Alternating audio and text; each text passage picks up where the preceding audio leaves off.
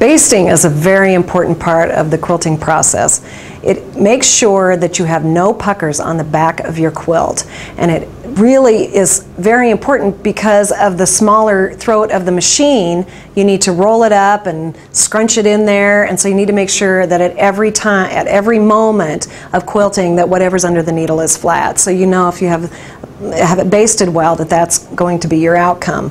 This is I'm just making a practice sandwich here, so you can imagine what it would be like with a much larger quilt. For right now, with the practice sandwich, here's my hard and fast guideline. I hesitate to call it a rule, but really, this is important.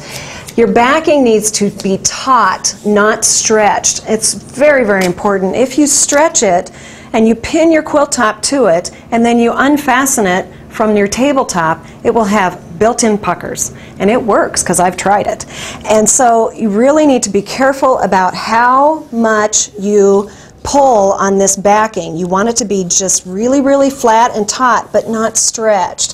So I put my tape down on the fabric first so I can feel how much I'm pulling on that quilt back, and lay that fabric down and the tape down on top of it. Now I'm using general purpose masking tape because it sticks much more than painter's tape. Painter's tape just doesn't have enough stick to hold your quilt down the entire time that you need it to be basting. So on something this size, you can get by with taping it just one more time on each of the flat sides.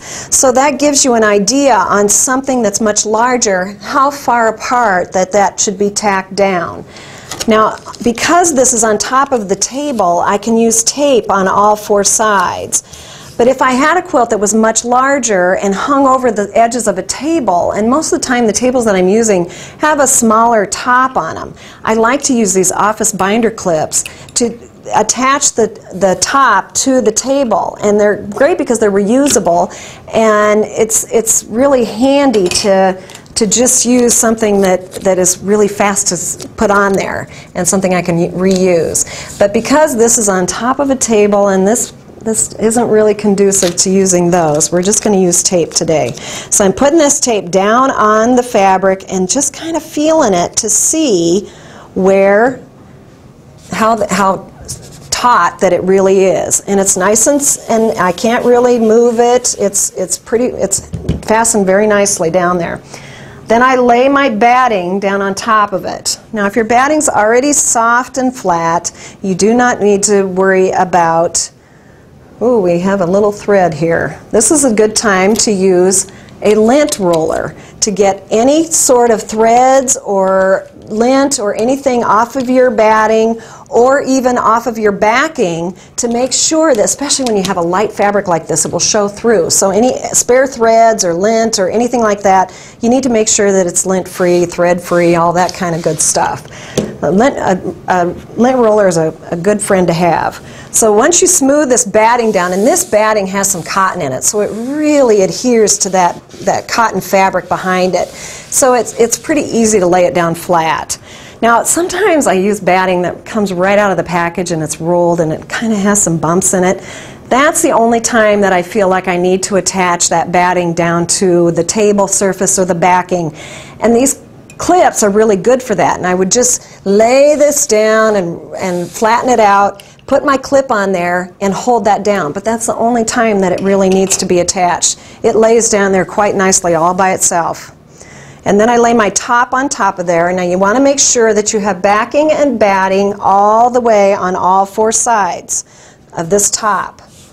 And always, always your backing needs to be bigger than your quilt top. The bigger your quilt gets, the more extra that you need to give yourself on all four sides. So here I have about an inch on each side. Because this is small, I can see all four sides very easily.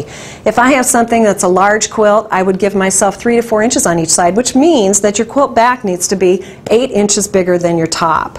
And if it goes bigger than that, I give myself more space than that. Simply because at that point your quilt is typically hanging over the edge of a table, and I push many tables together and try to get as much of the quilt top on top of the table as I can. It's not always possible. So sometimes it has to hang over the edge. That's when it's really hard to judge that you have your backing all the way covering the top. So that's when you need all the extra. So in this case though, we're doing something pretty simple here today, and this is very easy to see that I have enough backing all the way around. Now I store my pins open. It's just much easier, and you don't want to have to open them each and every time you use them, because I use them a lot. Now I want to make sure this is all nice and flat, and then I use my quick clip tool, because this thing truly saves time and saves your fingers. And I put it in my non-dominant hand. This is my dominant hand. I'm right-handed, so I put it in my left hand. I lay it down on the fabric, and I don't raise it. It stays down on the fabric. The pin goes in, raises up on top of the quick clip in those little grooves, and goes down and closes, and it's done. Now the thing about this is, if you don't use a quick clip, you really need to put all your pins in open and close them when you're completely done putting pins in. Because if you try to put a pin in with your finger, you have to raise the pin so much higher to get your finger underneath there to close it, that it can compromise the back and pull it out from underneath the tape. So using a quick clip makes life much simpler, and I really can go very fast. Now each time I put a pin in, I am smoothing my fabric out, and I'm also making the pin entry very random. The pattern is random. I don't like to put them in rows simply because it starts causing a channel in the fabric between the rows and within the rows of pins, and that can cause a real easy pucker as you're going across those rows. So random is a good rule of thumb also. I have had very good luck doing it this way. And as far as how far apart the pins need to be, my rule of thumb is that if I can put my fist down and not feel a pin, I need at least one more. So something this small you can get by with a few less pins, but the bigger your quilt is, the more you're going to be rolling it up and stuffing it into your machine. You need to make sure that you've pinned it well, and you will have no problems with puckers on the back. So you continue pinning until the entire thing is covered with pins pretty evenly, and here's one that I've already pinned. And as you can see, I've pinned almost out to the edge in certain areas, and that is because if you don't pin all the way out, it's real easy for that edge to flip under, and as you're sewing, and sew it right to the top. And it really is exasperating when that happens. When you have a larger quilt that you have allowed a lot of extra batting and backing, you need to trim that down when you're completely done basting it. Trim it down to an inch, inch and a half on all four sides, and then you won't have near as much to deal with in the machine.